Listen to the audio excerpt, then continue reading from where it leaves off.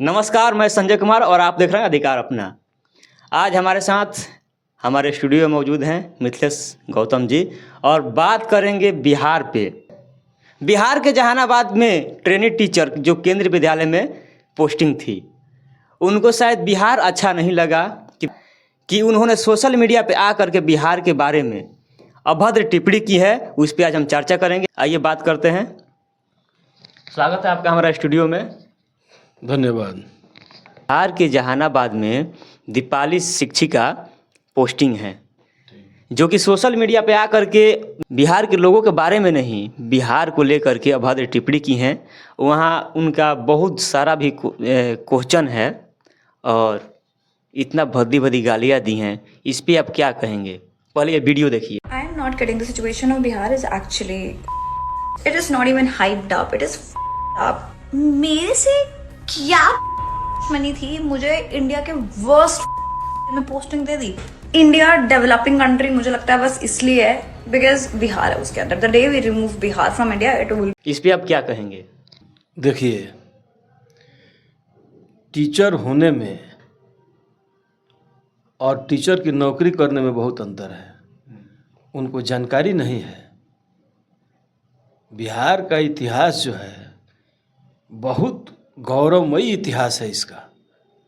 ये बिहार की धरती वो धरती है जहाँ पर नंद वंश, मौर्य वंश, शुंग वंश, कण्व वंश और गुप्त वंश जैसे साम्राज्य ने पूरे हिंदुस्तान का संचालन किया था। और यही नहीं, सिकंदर जैसे विजेता को बिहार से भाग जाना पड़ा था डर करके। अच्छा। और सिकंदर से भी ज़्यादा अधिक साम्राज्य का विजेता था मिनेंडर। पुष्यमित्र शुंग ने उसको ईरान की सीमा तक ले जाकर पराजित किया। और जिसका इतिहास नहीं पता है और वो आदमी कुछ भी कह दे, उसकी मानसिक स्थिति कैसी होगी, ये जानने की बात है। अरे, बिहार के विषय में आप कहते हैं तो ये वर्धमान महावीर की और महात्मा बुद्ध की तपस्थली है। ये गुरु गोविंद सिंह की जन्मस्थली है, जहाँ पर ये आपको चाणक्य और चंद्रगुप्त जैसे लोग इस बिहार के रत्न हैं।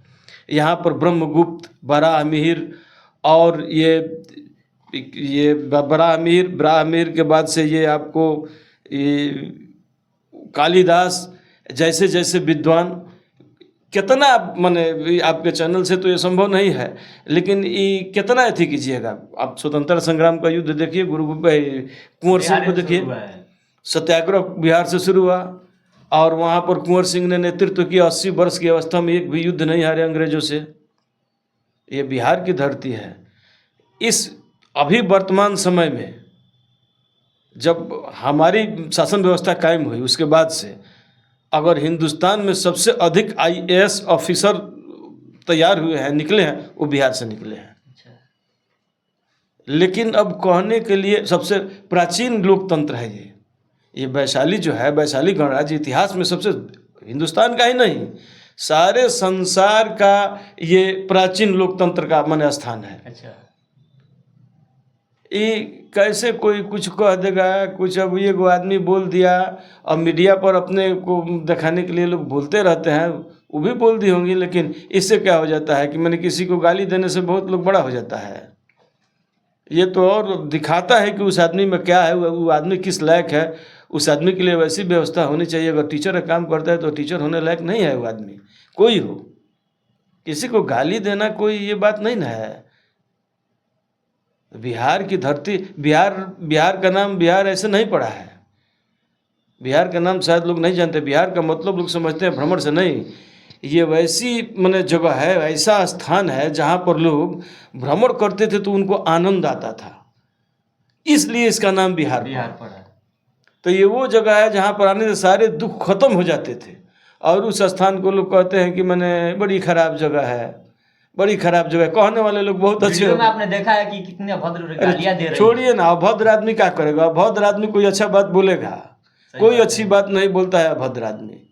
उसके संस्कार में अगर भद्रता नहीं है तो वो कैसे भद्र बात बोलेगा? वो अभद्र न बोलेगा, अभद्र बोलेगा। ये कहने से नहीं होगा। देखिए एकदम ठीक है, आप लोग समाज को संदेश दीजिए, जैसे आपका चैनल है।